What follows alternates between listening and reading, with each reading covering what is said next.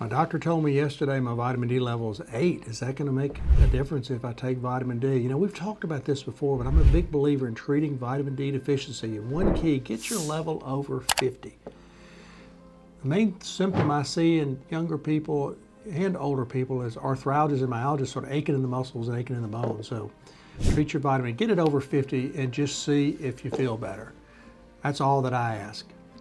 How much do you take? Well, if it's that low, like this patient, 50,000 units of vitamin D2 once a week for 12 weeks, and then anywhere from 1,000 to 10,000 of D3. You know, I was vitamin D deficient. I take 10,000 units a day to get my level over 50. It was 57 when I had my physical.